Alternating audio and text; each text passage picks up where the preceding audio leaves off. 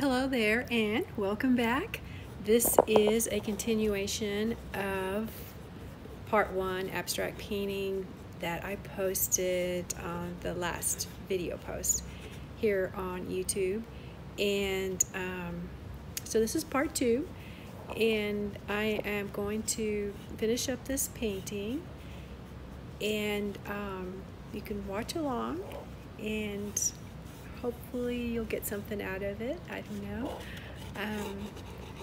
Teaching is not really my thing, as I don't really have a technique. I just kind of go for it. I'm an intuitive painter.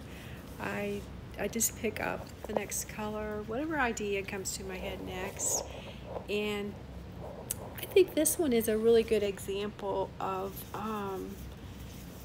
where to stop at or when to keep going, and I just really felt like I needed to keep going. And oh, I loved it, that color right there. The minute I put it on there, I was like, oh, whoa, I love that. But so I really feel like as I watched this that I really pretty well had a pretty nice little painting, I feel, without continuing on, but it just didn't feel done to me, and so I felt like I needed to go on. I could have stopped at many different points here as I'm looking at it, but I think it really makes a really good example of what happens when you don't. You just continue on, and I really messed this up here. It really begins to look like it's not going to work, and at least that's what I was feeling as I was painting right here, that at this point, I'm kind of like, oh, well, okay, you've gone this far into it, so just keep on going to that next point where, you know, you really love the painting, or you really like the painting. And so that's what you're going to see me doing. And I'm just adding more color, more layers, and till I get to where I feel like this is good, this is different, this works. So that's my process. I don't have very many videos on YouTube. It's a goal of mine to continue to work on that. So that's what I'm doing. And I'm just watching myself here and just wondering, what are you doing? Mixing. You can kind of see to the side there the way I mix colors somewhat. I try to include that in this video a little bit more than the last one, where you couldn't see my paints and my mixing palette off to the side at all. So here you can see a little bit more of that mixing going on, and you can see the colors too that went into this layer of the painting. If you haven't seen part one, it's the previous video on here, and you can see it was started from a wood panel that was gessoed, and there's probably about 20 minutes of painting on that one, and then this is the continuation of it. Just more layers, more color being added on. And I have to say, I just really love the creative process, and I really love the challenge that there is in, you know, you feel like you really mess something up. To me, it's a challenge to make it work, to come out of this thing somehow. And so I will just continue on, and sometimes it may not be that same session or that same day. I may have to put that painting away for a while and then come back to it, but I honestly believe that it will work out.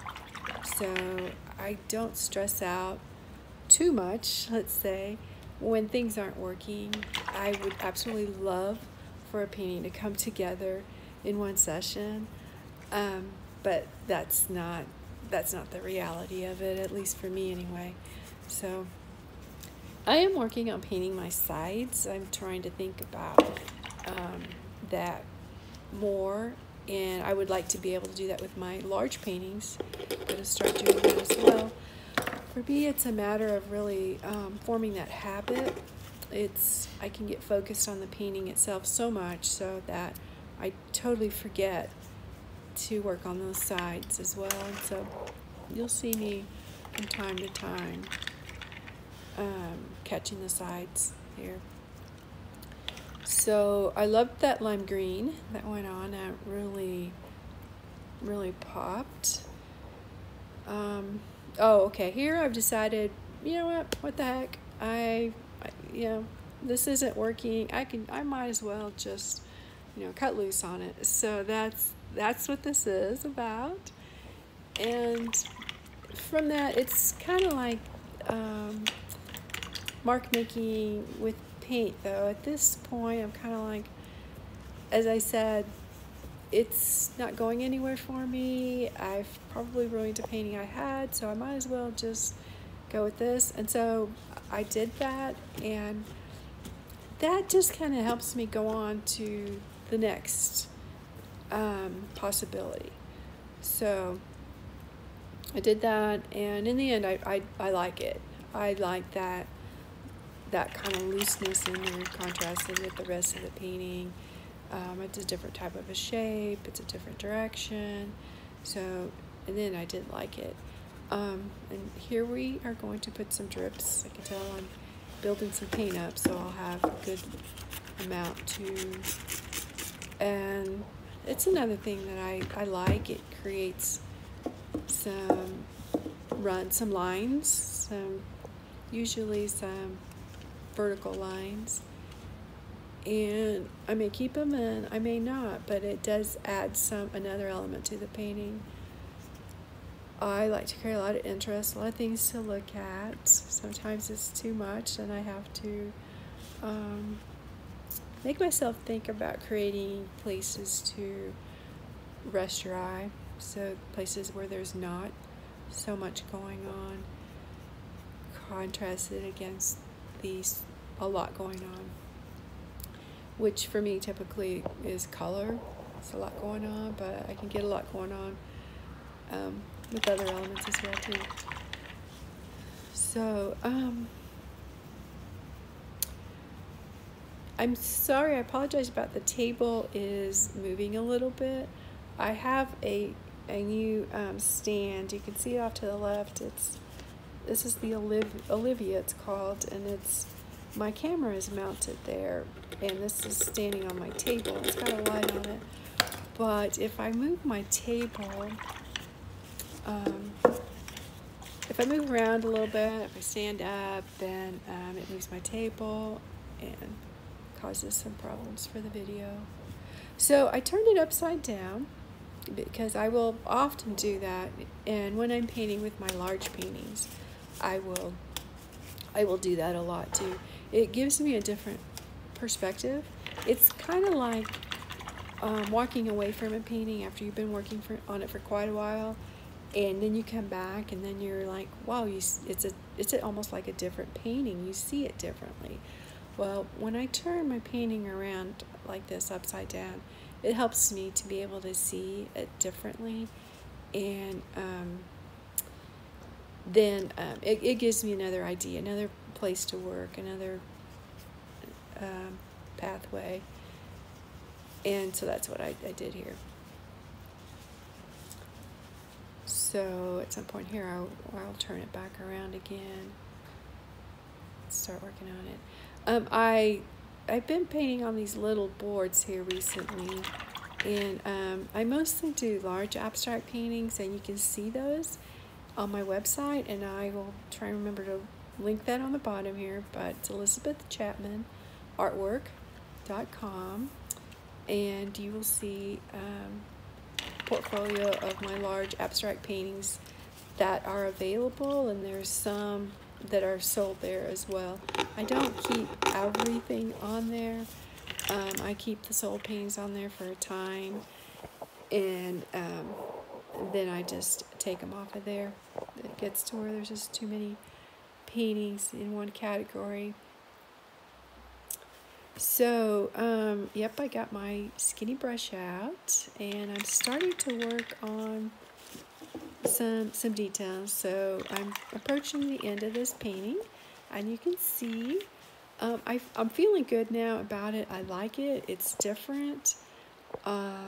It's working. I can't tell you exactly why, but I feel like it's working. And so now I'm starting to add some little kind of like gesturally lines, and I like to really put that pure white on there at the very end to get that last bit of contrast going on. It really makes the painting pop. So that's what I'm doing. Yes. Not sure what I do No, next. I'm not, honey. I'm recording right. Let's see. Some more white, more contrast, more pop. Okay. It's just something that I like to do. Yeah, I figured she'd have to stay inside when I bring her home. To, yeah. Okay. Catching your interest. Okay. So I liked these kind of vertical, Okay. horizontal bands at the bottom. Kind of leads your eye. It's kind of like a foundation, kind of like a building block there, with the more curved block type of vertical above painting. So I like that. I didn't intentionally think about doing that, but there's just marks I made, and I kind of went with it. But I like it, and it kind of gives the painting kind of a landscape-ish type of a feeling. This is a small, and it's an 8x8. Oh, and I titled it Mood Road. I'll try and remember to put a picture of it here at the end. It's Mood Road. There is a road close to where we live. It's kind of like the back roads to go into town. And the trees have grown above and over the road. It's kind of like an umbrella covering, and it's really cool to drive underneath there. It's dark, and it's just all the trees, the limbs are hanging, the leaves are hanging. And over the years, we've just titled it Mood Road. And it's just kind of a fun little thing that our family did. So I titled this painting. It reminded me of, again, those horizontals are kind of like the road and the trees and hanging over. So Mood Road. And you can make whatever you want to out of the painting. I don't always like to tell what I see, because I feel like it takes away from what you might see and the feeling you may get out of that painting. But yeah, I'm almost done here, still adding some more little squigglies and different colors. And I think I did actually work a little bit more with some water-soluble crayons and pencils, and but not very much. So I will tag the painting on the end here, and you can take a look at it. But here we are almost done. Thank you for joining, and if you've enjoyed this, like it, press the like, and let me know in the comments, and I will continue to create some little videos. So hope you have a wonderful day. Thank you for watching.